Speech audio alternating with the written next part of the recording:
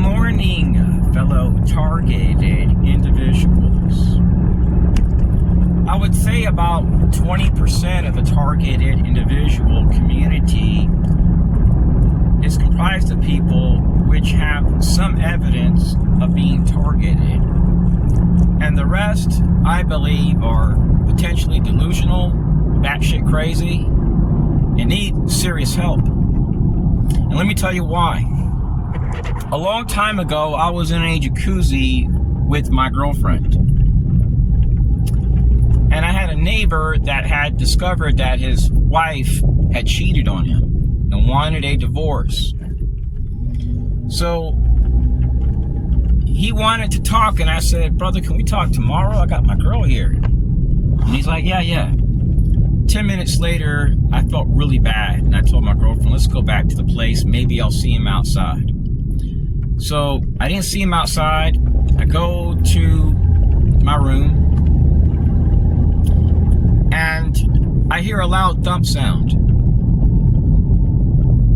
I was very concerned. And my girlfriend was like, he's just probably in his closet just putting boxes up or something. I was like, yeah, maybe you're right. The next morning, his 6-year-old daughter and his wife found him dead. He hung himself. My body got ice cold. And even if I took a shower in extremely hot water, I would feel the heat, but I would still feel the cold. Something wasn't right.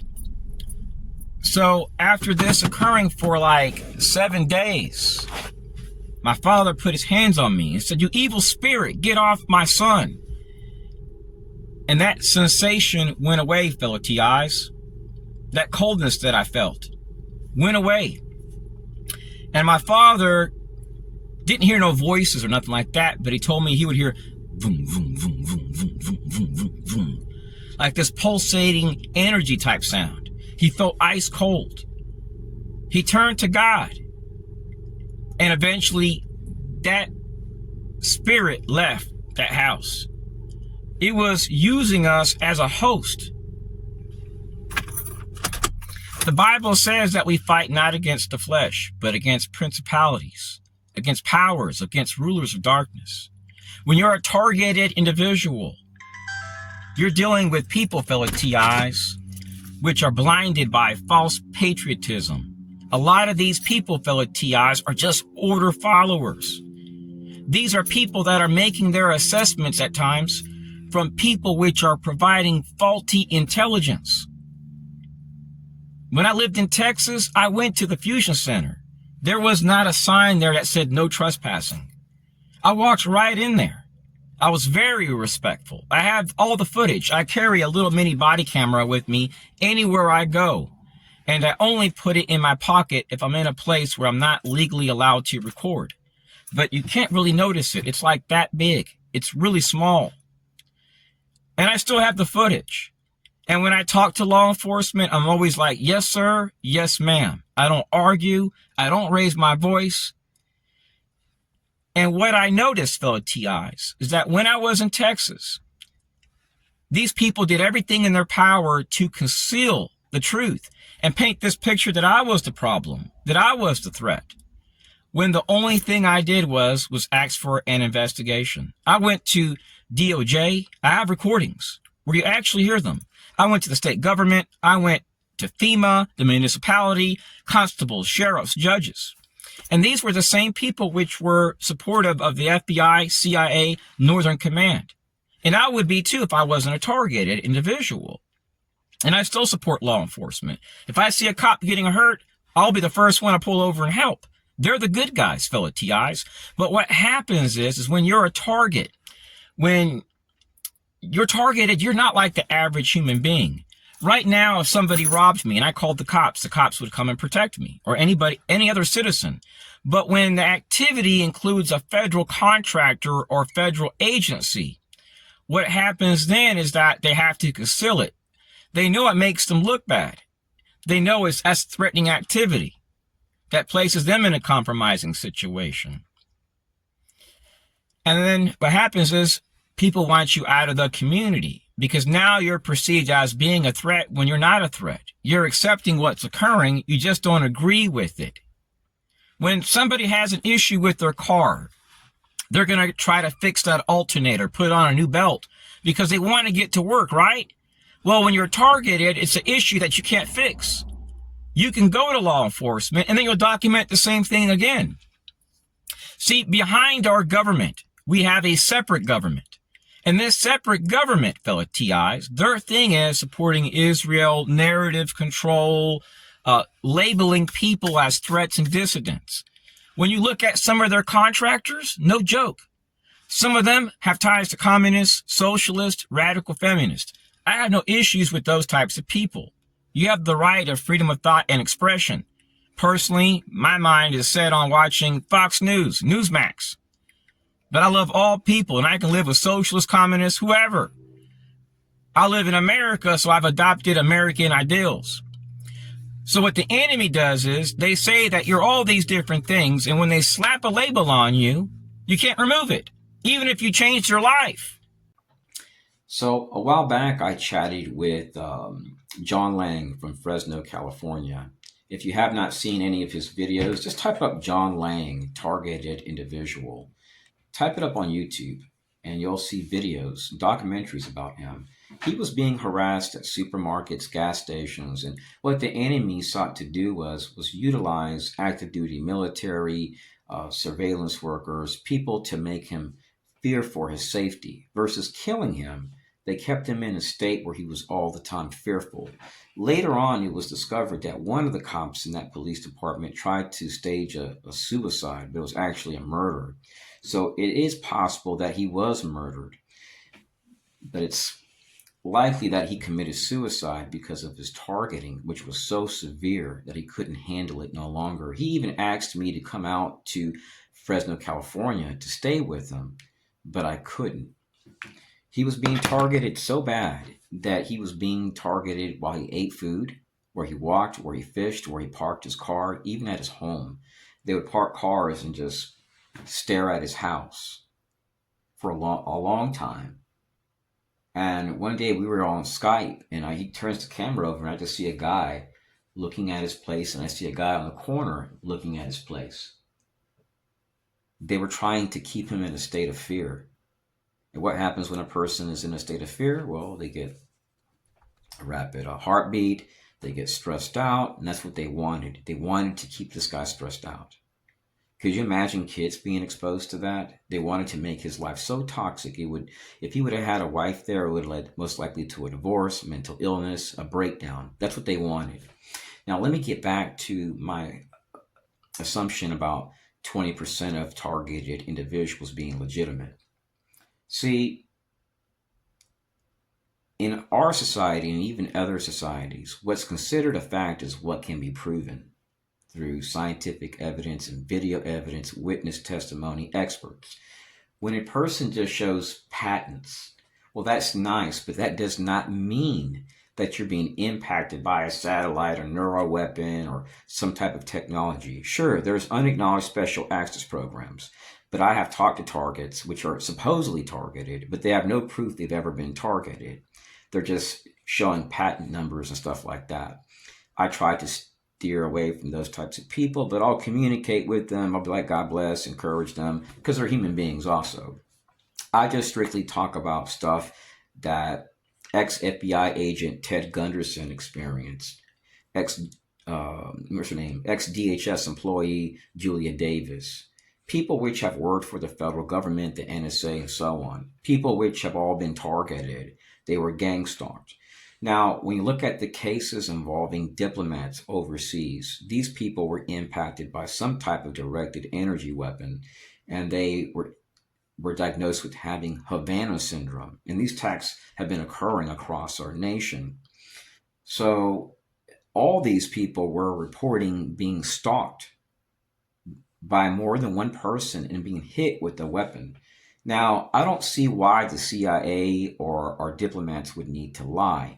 And why would Department of State even conceal these activities? Makes me wonder, what are they hiding? Have they done similar? Has the CIA done similar through those offices? I don't know.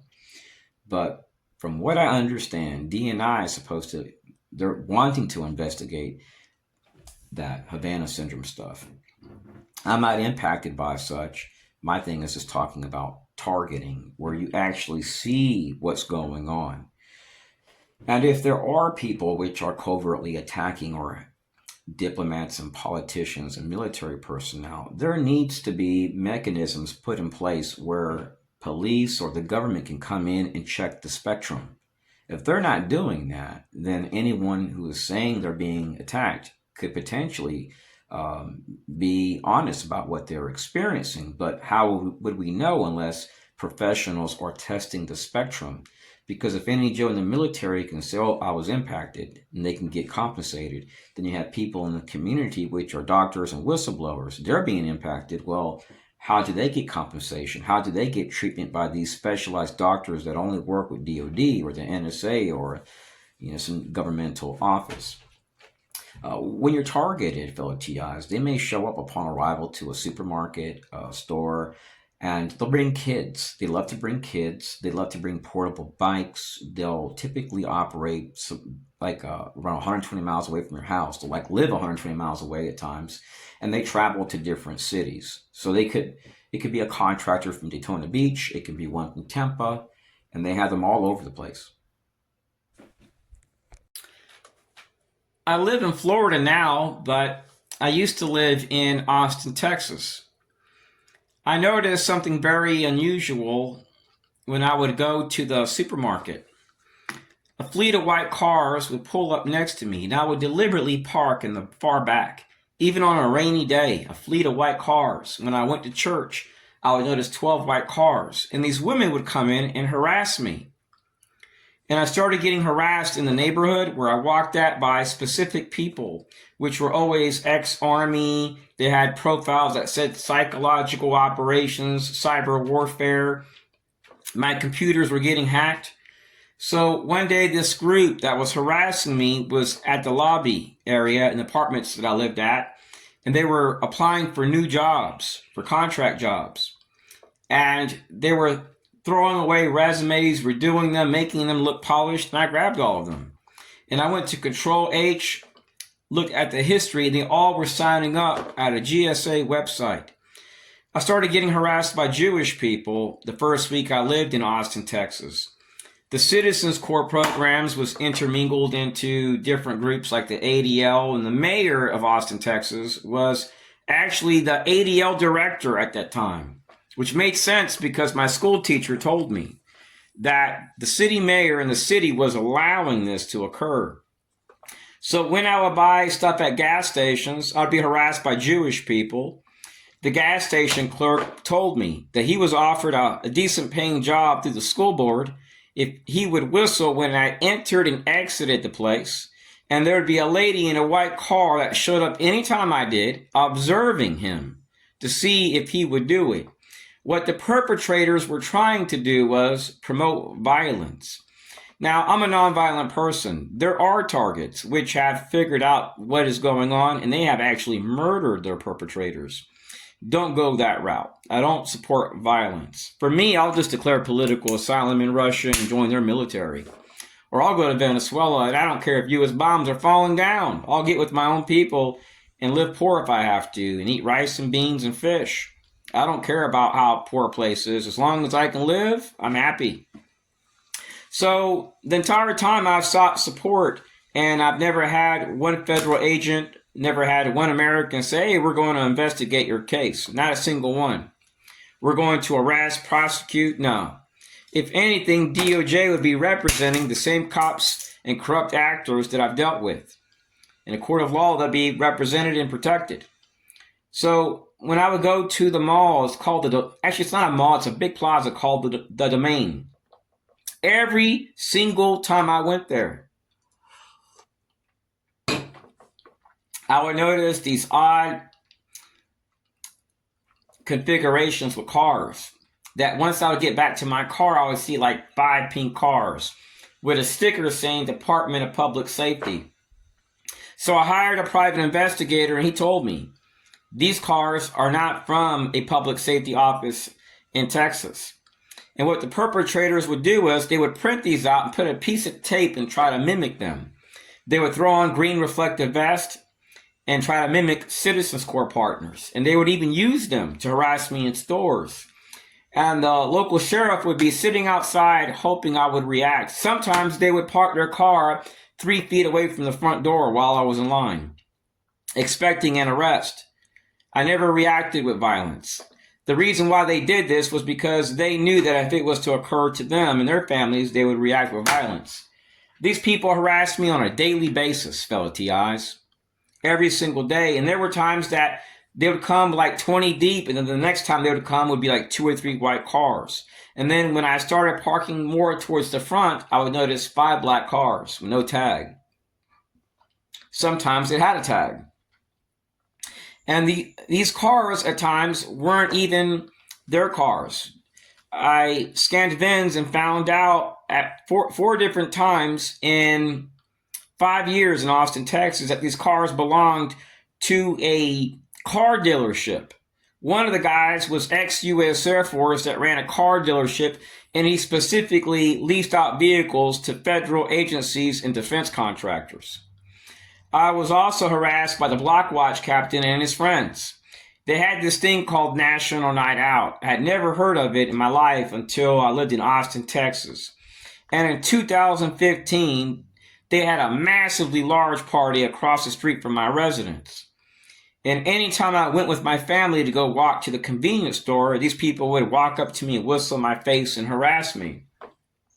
After 3 years of living there, one of the people that was tied to the group apologized to me and told me that he ran my tag and found out that he had been lied to. And he even told me he feels bad because he placed his kids' lives in jeopardy.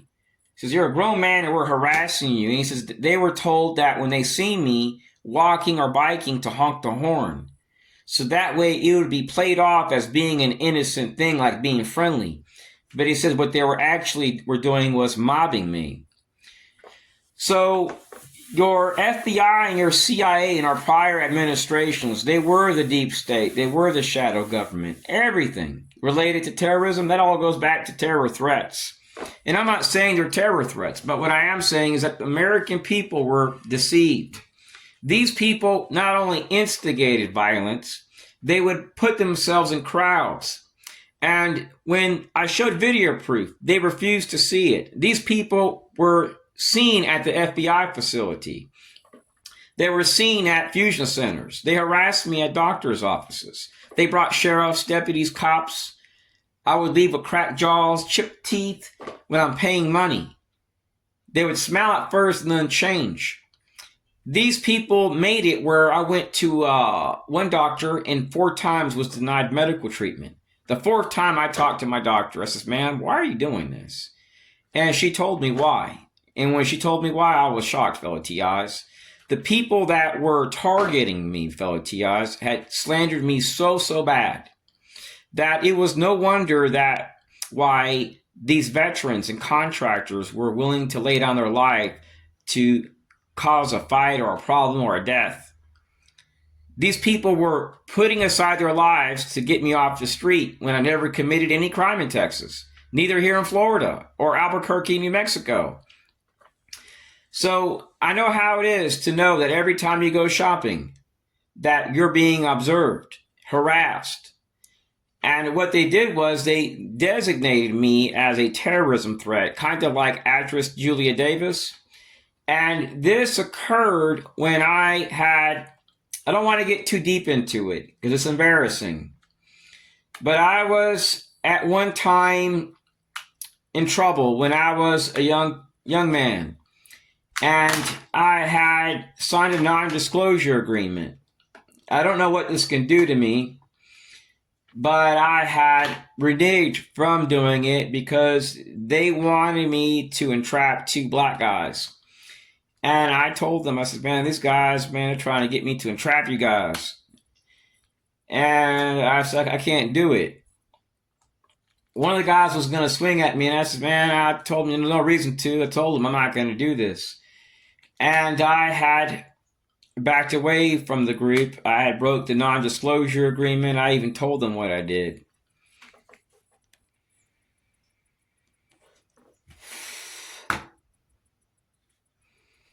Since the year 2000, fellow TIs, I've changed my life. I haven't gone back to the old crowd.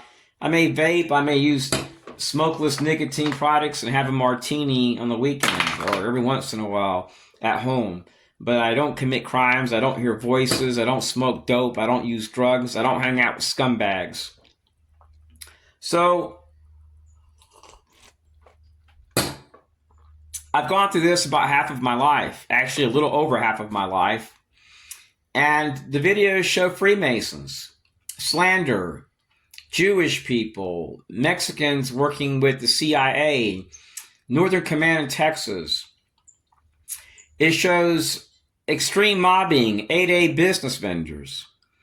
Being targeted has been a bad experience, but it's also been a good one because it's given me something to live for, to know that the only terrorism threat we face, fellow TIs, are people which hide behind our flag. Our government is good. Our troops are good. Our law enforcement is good. You're always going to have rotten apples in law enforcement. But the only terrorism threat, fellow TIs, that we face are people within our government which push for war and problems, and they profit off of it. And then they'll smile in your face, oh, we love America, we're the good guys. And they're all the time messing with people. And then when heat comes to these people, like, oh, it's domestic terrorism. When the enemy comes to our country, and when they start doing stuff, we're going to call it domestic terrorism, but we're not going to keep in mind on all the bad things that we've done. Don't go out harming people, fellow TIs. I'm a nonviolent person. Go ask the CIA, ask the FBI, how many people have I harmed with violence? They'll tell you 0. Go ask them how many times they've harassed me or I've documented them. And I'm sure they can tell you I have documented them. Sometimes I laugh inside, fellow TIs, at our fusion center in Texas, our crooked cops that hide behind our flag, and even veterans doing this for money. Most Americans will perhaps never know who the terror threats really are, fellow TIs.